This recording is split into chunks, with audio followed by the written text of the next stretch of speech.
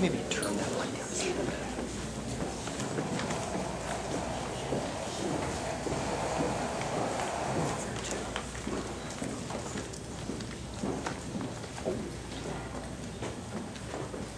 We've been up to the top. No sign of that boat yet. It's very early still. Oh, I know. Still the fella brings the milk and the bread and all that. I should have thought you got him before all this.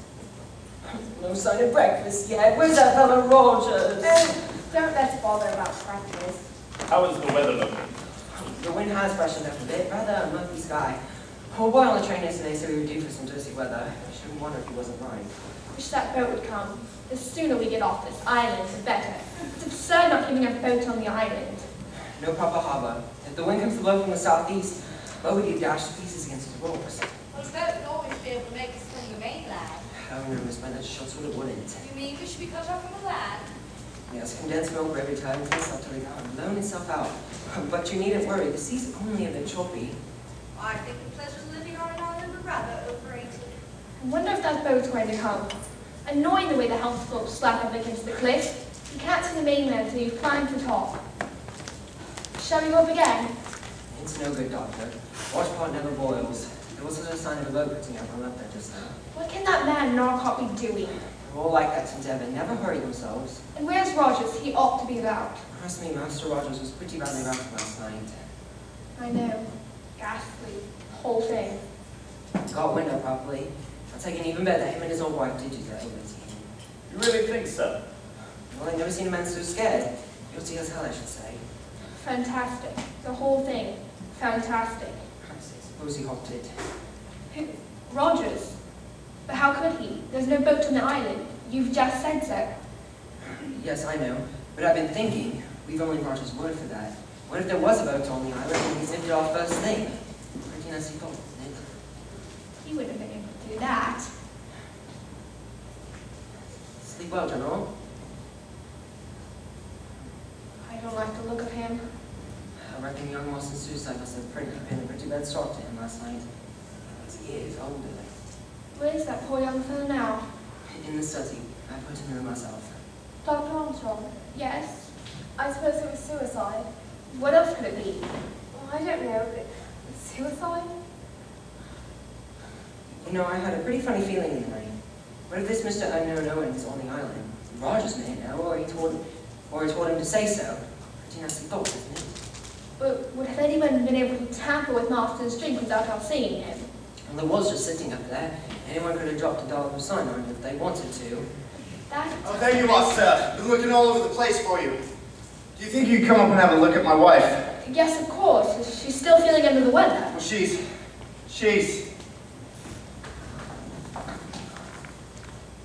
You won't leave the island without me. Wish the boat would come. Hate this place. Yes. Yes, I think the sooner we get off of this island and get in contact with the police, the better. The police? Well, the police have to be notified in case of a suicide, you know, Miss Claythorne. Oh, what's going on here? No sign of breakfast yet. Are you hungry, General? Feeling like breakfast? Leslie, my dear. Oh, no, I'm not. I'm your Claythorne. Forgive me. I took you for my wife. Oh. I was waiting for her, you see. No, I thought your wife was dead. Long ago. Yes, I thought so too, but I was wrong. She's here, on this island. Oh. Good morning. Good morning, Captain Lombard. Oh, here yet? No. Bit late, isn't it? Yes. Good morning. You and I could have had swim before breakfast. Too bad all this. Bet you overslept yourself. Must have got some pretty good nerves to sleep like that. Oh, nothing makes me lose my sleep. Didn't dream of any African natives by chance, did you? No, did you dream of any convicts on Dartmoor? Listen here, Captain Lombard, I don't think that's funny. Well, you started it, you know. I'm hungry. What about breakfast? The whole domestic service seems to be on strike. Well, we could always forage for ourselves. Hello, that's strange. What? Oh, remember we found one of these little fellows broken last night? Yes, that all leave 9. Well, but also leave 9. Well? But only 8. Ah, so there are. Well, I think it's queer, don't you? Well, there were probably only 9 to begin with. We thought there were 10 because of the rhyme. Perhaps. Hello, Armstrong. What's the matter? Miss Rogers is dead. No. How? Died in her sleep. Rogers thought she was still under the influence of the sleeping draught I gave and came down without disturbing her. He lit the kitchen fire, then did this room. Then, when she hadn't appeared, he went up, was alarmed by the look of her, and went hunting for me. She's been dead about 5 hours, I should say. What was it? Heart? Impossible to say. It may have been. After all, she did have a pretty bad show last night. Yes. She might have been poisoned, I suppose, Doctor. It's possible. With the same stuff as young Marston. No, not cyanide. It would have been some narcotic or hypnotic. Wouldn't barbiturate or chloral, something like that. I see. You gave her some sleeping pills last night, didn't you? Yes, I gave her a mild dose of luminol. Didn't give her too much, did you? Certainly not. What do you mean? All right, no offense. I just thought if she had a weak heart. The amount I gave her could not have hurt anyone. Well, then what was it? Impossible to say without an autopsy. If, for instance, this death had occurred in the case of one of your private patients, what would have been your procedure? Without a previous knowledge of the woman's state of health, I could certainly not give a certificate. She was a very nervous-looking creature. She had an awfully bad fright last night. Perhaps it was heart failure. Well, her heart certainly failed to beat. But what caused it to fail? Conscience. What do you mean by that, Miss Brent? You all heard she was accused, together with her husband, of having deliberately killed a former employer, an old lady. And do you believe that's true, Miss Brent? Well, certainly. You all saw her last night. She broke down completely and fainted. The shock of having the wickedness brought home to her was too much for her to handle. She literally died of fear. It's a possible theory. Why cannot a doctor without a more exact knowledge of her state of health, if there was a latent cardiac weakness? Call it, if you prefer, an act of God. Oh no, Miss Brent. You regard it as impossible that a sinner should be struck down by the wrath of God. I do not. My dear lady, in all of my experience of ill-doing, Providence often leaves the work of conviction and chastisement to us mortals, and the process is often fraught with difficulties. There are no shortcuts. Let's be practical. What did the woman have to eat and drink last night? Nothing. Nothing at all. Not a cup of tea or a glass of water. I bet you she had a cup of tea. That's what it always does. Rogers assured me she had nothing whatsoever. You may say so. So that's your idea. Well, why not? You all heard the accusation last night. Miss Brent thinks it's true for one. What if him and his old wife did do that old lady in? They're feeling quite safe and happy about it. Happy? Well, they know there's no immediate danger to them, and last night some lunatic goes and spills the beans. What happens? It's the woman that cracks, goes to pieces. Did you see her when she was coming to? Not all husbandly solicitude, not on your sweet life. He was like a cat on hot bricks, that's the position. They'd done a murder and got away with it, but if it's going to be wrapped up again now, it's the woman who gave the show away. She only got the nerve to brazen it out. She's living danger to her husband, that's what she is, and him, he's all right. He'll go lying till the cows come home, but he can't be so sure of her. So what does he do? He drops a nice little dollop of something into a nice cup of tea, and when she's had it, he washes up the cup and the saucer and tells the doctor she ain't had nothing. Oh, no. A man wouldn't do that. Not to his wife. You'd be surprised, Miss Claythorne, what some husbands would do. Excuse me, miss. I'm getting on with breakfast. It's lunch that's worrying me. Would cold tongue and gelatin be satisfactory? And I could manage some fried potatoes if you'd like. There's 10 fruit and cheese and biscuits. That'll be fine, Rogers. Lunch, we shan't be here for lunch. And when the hell's the boats coming? Mr. Bloor! What? You'll pardon me, sir, but the boat won't be coming. What? Fred Narracroft is always here before 8. Is there anything else you require, miss? No, thank you, Rogers. And I shall take my leave. And it's not Rogers. His wife's lying dead upstairs, and there he is cooking breakfast and calmly talking about lunch. Now he says the boat's not coming. And what the hell does he know? Mr. Bloor! Oh, don't you see? It's not Rogers. He's simply dazed. Carrying on as any good servant would. It's pathetic, really. It's plenty fast one, if you ask me. The really significant thing here is the failure of that boat to arrive. It means we are being deliberately cut off from help. There's very little time. We mustn't waste it talking about things we've done better. Why do you think the boat hasn't arrived? I think the ubiquitous Mr. Owen has given orders. You mean, Tom, that's all some kind of practical joke or something? Exactly. But he wouldn't have fallen for that, would he? Well, why not? Soldier Island has a reputation for people throwing crazy parties. This is just one more crazy idea. Fred Narcott knows there's enough food and drink on the island. Probably thinks it's all a huge joke. But couldn't we light a bonfire or something so that they could see it? It's probably been provided against. All singles ought to be ignored. We're cut off, all right? But couldn't we do something? Yes, we could do something. We could find that little fellow who staged that little joke, that unknown Owen. I bet you anything he's on this island, and the quicker we get to him, the better. Because if you ask me, he's as mad as a hatter and as dangerous as a rattlesnake. Hardly a very good simile, Captain Lombard. The rattlesnake at least gives warning of its approach. Warning? My God, yes, this is our warning. 10 little soldier boys. There were 10 of us after Narcott left, weren't there? 10 little soldier boys went out to dine. One choked his little self. Marston choked himself, didn't he? 9 little soldier boys sat up very late. One overslept himself. That last part fits Miss Rogers pretty well, doesn't it? You don't mean that he wants to kill us all? Yes, I think he does. Each one of us fits with the line. No, that's impossible. It's a coincidence. It must be a coincidence. And there's only 8 little soldier boys there. That's coincidence too. What do you think, Lord? I don't like it. But there's nobody on the island. I'm not so sure of that. This None of us is can terrible. leave this island. Can somebody shut up, Grandpa? What do you think, sir? I agree with you up to a point.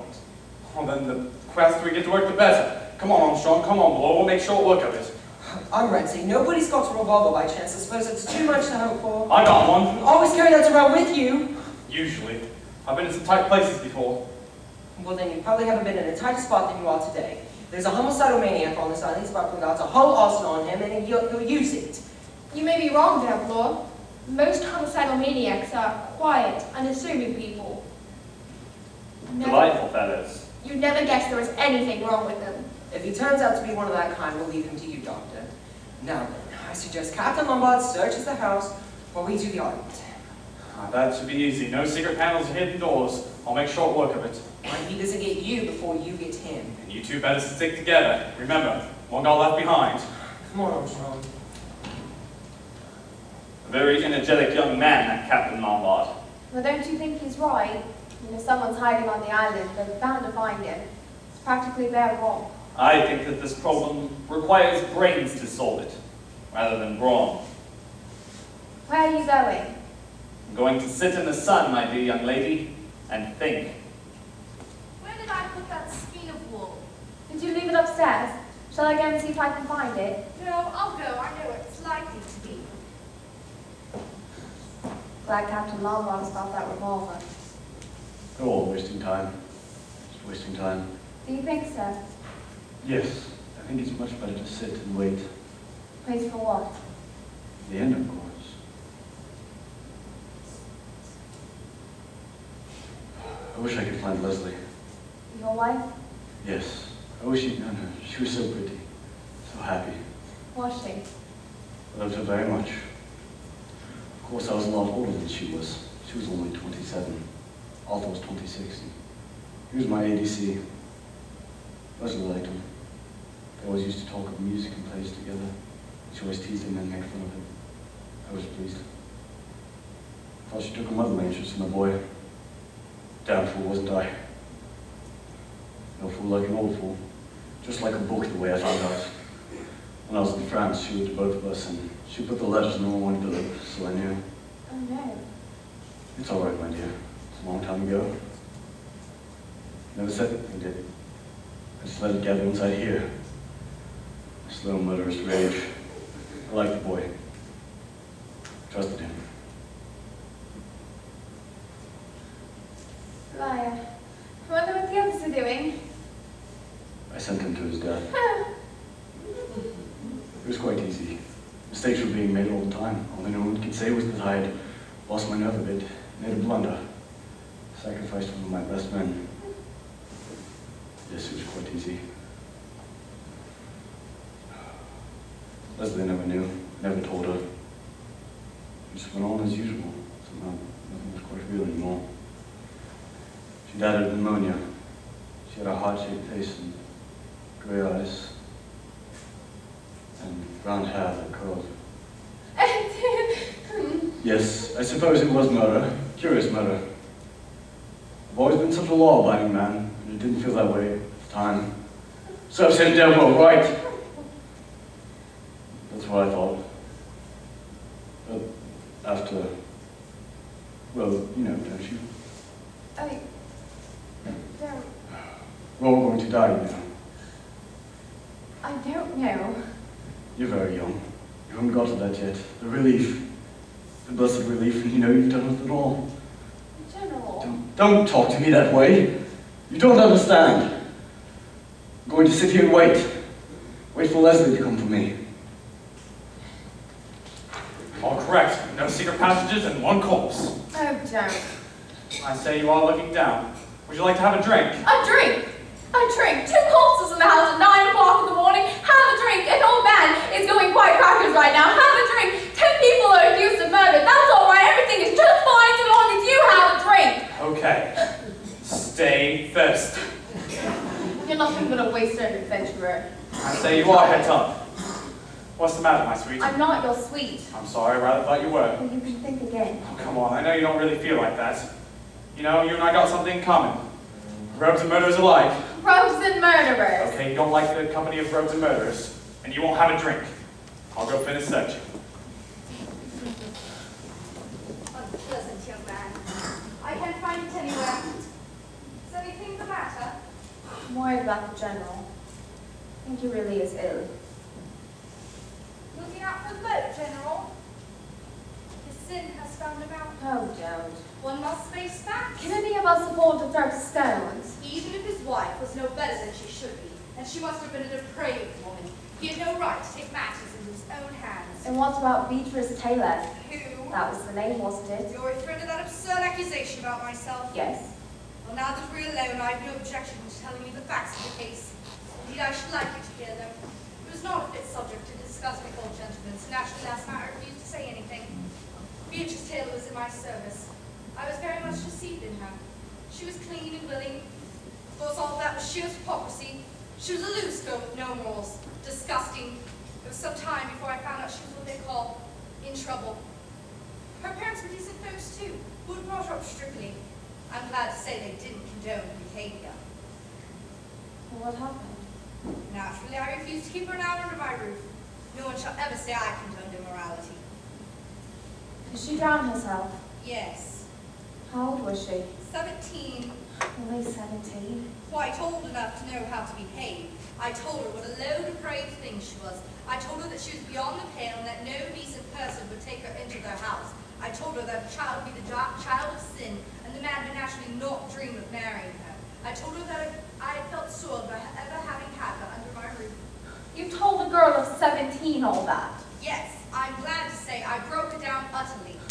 Oh, little devil. I have no patience with this indulgence towards sin. Then I suppose you turned her out of the house. Of course. She didn't dare go home. What did you feel like when you found that she drowned herself? Feel like? Of course, didn't you blame yourself? Certainly not. I had nothing for which to reproach myself. Well, if you really feel like that, it just makes it more awful. That girl's unbalanced. The heathen are sunk down in the pit that they made, and the net with which they hid is their own foot taken. The Lord is known by the judgment. He executed the wicked is snared in the work of his own hand. Breakfast is ready. The wicked shall be turned into hell. Be quiet. Sorry to have disturbed you. Excuse me, miss. Do you know who the gentlemen are? Breakfast is ready. Sir Lawrence Walgrave is sitting out in the sun. Dr. Armstrong and Mr. Law are searching the island.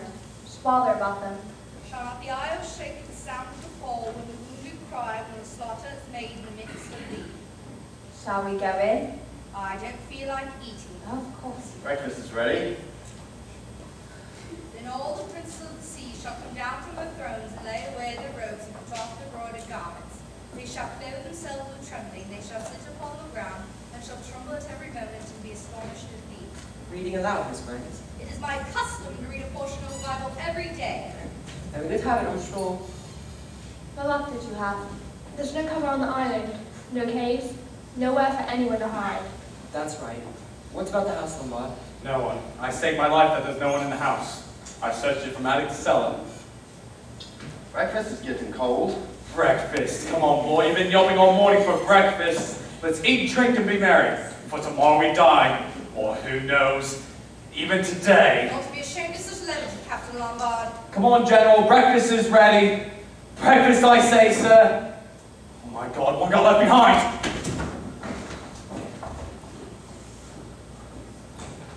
There's a knife in his back.